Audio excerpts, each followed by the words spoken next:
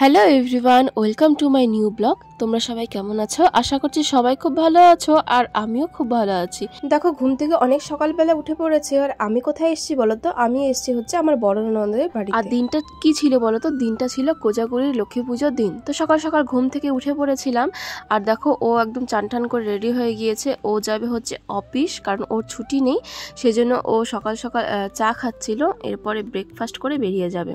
আর এদিকে দেখো, আমি সকালবেলা উঠে আগে ব্যালকনিতে চলে এসেছি, কারণ দিদির বাড়ির সামনে যে গ্রিনারি ব্যালকনি থেকে দেখা যায়, এত ভালো লাগে। আর পাখির আওয়াজ, কিচিরমিচির শব্দে মানে মনটা একদম মুগ্ধ হয়ে যায়। তো যাই হোক, দেখো এখানে দিদির বাড়িতে কত রকম ফুলের গাছও আছে লাগানো, আর এখানে দেখো পদ্ম ফুটে আছে, স্থলপদ্ম। তারপরে আমি এখানে চা খেয়ে নিয়েছিলাম, মানে ব্যালকনি থেকে প্রকৃতির দৃশ্য দেখতে দেখতে। আর দিদি চাটা খুবই ভালো বানায়। তো যাই হোক, এরপরে দেখো আমি চান টান করে চলে এসেছি, আর কিছুটা রেডিও হয়ে গিয়েছি।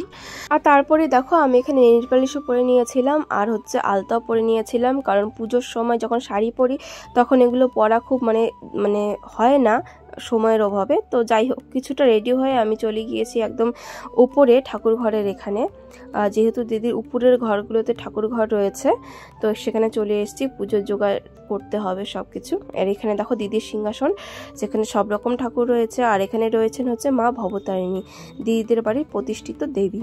ইনি হচ্ছেন খুব জাগ্রত দেবী। তো দেখো, এটা হচ্ছে দিদির হচ্ছে ঠাকুর ঘর, আর এখানে হচ্ছে পাশে জলের একটা সিঙ্ক রয়েছে, যেখান থেকে দিদি জল নিয়ে পুজো করে। আর ঠাকুর ঘরের পাশেও রয়েছে একটা ব্যালকনি, যেখান থেকেও পুরো গ্রিনারিগুলো দেখা যায়। আর এত ভালো লাগে সকাল সকাল পুজো দিতে এসে এখানে যদি গ্রিনারি পাওয়া যায়, তাহলে মনটা কতটাই না ভালো লাগে। আর এখানে দেখো, তোমাদের একটা নতুন জিনিস দেখাচ্ছি, সেটা হচ্ছে এই হচ্ছে হলুদ রঙের জবা ফুল। আমি তোকে কোনোদিনও দেখিনি, তোমরা দেখেছো কিনা জানলে বলো। আর এই নীল ফুলটাকে কি বলে তোমরা সেটাও জানলে বলো। এই হলুদ কালারের জবা ফুলটা এত ভালো লাগছিল যে কি বলবো। আর এখানে দেখো এক প্লাস্টিক পদ্ম ফুল রয়েছে। তো এত ফুল দেখে আমি ভাবলাম যে চলো একটা মালা গেঁথে নিই, মা লক্ষ্মীকে পরানো যাবে। তো এই ফুলগুলো হচ্ছে যে আমার যে ননাস আছে, যার বাড়িতে এসছি, তার ননদের বাড়ির ফুল। তো যাই হোক, দেখো মালাটাও গাঁথা কমপ্লিট হয়ে গিয়েছে। এর মধ্যেই দিদি চলে এসছে মা লক্ষ্মীকে তৈরি করার জন্য। পুজোর যোগাযন্ত্র এবার দুজনে মিলে সারবো। তো যাই হোক, দেখো এখানে মা লক্ষ্মীও তৈরি হয়ে গিয়েছে নতুন বস্ত্র পরে।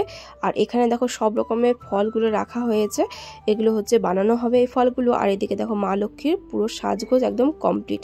আর এখানে দেখো সবগুলো ফল রাখা হয়েছে, এখন সব কিছু মিলে বানাবো।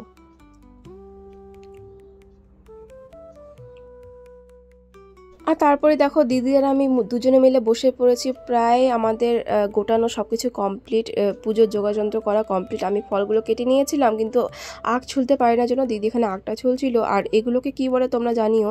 দিদি দেখো সমস্ত কিছু মানে পুজোর যে ভোগ, সেগুলো সব একটা উঁচু কিছুর মধ্যে দিয়েছে। এগুলোকে বলে হচ্ছে সেপায়া।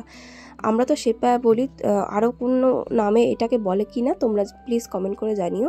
তো যাই হোক, এরপরে লুচি আর সুজিটা করা বাকি ছিল, তো দিদি সেটাও করে নিয়েছিল। তারপরে দেখো পুরোপুরিভাবে সব কিছু রেডি হয়ে গিয়েছিল, আর আমিও দেখো একদম রেডি হয়ে গিয়েছিলাম।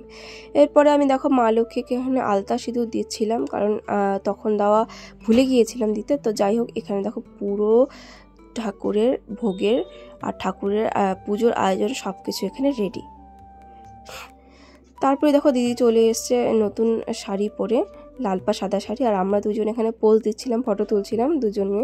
আর এই যে এত সব কিছু আয়োজন দেখছো, এগুলো সব নাড়ু মোয়া, এই সমস্ত যে যত কিছু দেখছো, এগুলো সব কিছু করেছে আমার বড় ননদ নিজের হাতে একা একাই।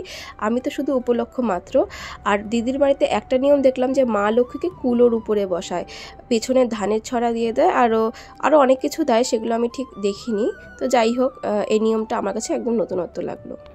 এরপরে দেখো, আমরা পুরোহিত মশাইয়ের জন্য ওয়েট করছিলাম যে কখন আসবেন, কারণ সন্ধ্যা পেরিয়েই গিয়েছে।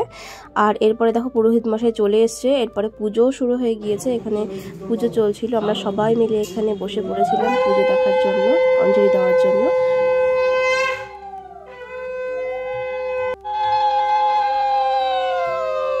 তো দেখো এখানে পুজো শেষ, তারপরে আমরা সবাই মিলে বসে অঞ্জলি দিচ্ছিলাম। আর এরপরই হচ্ছে আমি আর আমার দিদি মিলে পাঁচালি পড়েছিলাম, লক্ষ্মী দেবীর পাঁচালি। তো এরপরে পুজো শেষ করে প্রসাদও পেয়েছিলাম। তো যাই হোক, সেদিনের মতো ভিডিওটা এই পর্যন্তই ছিল। সবার কেমন লাগলো কমেন্ট করে জানিও। দেখা হচ্ছে অন্য একটি ভিডিওতে, ততক্ষণ সবাইকে টাটা।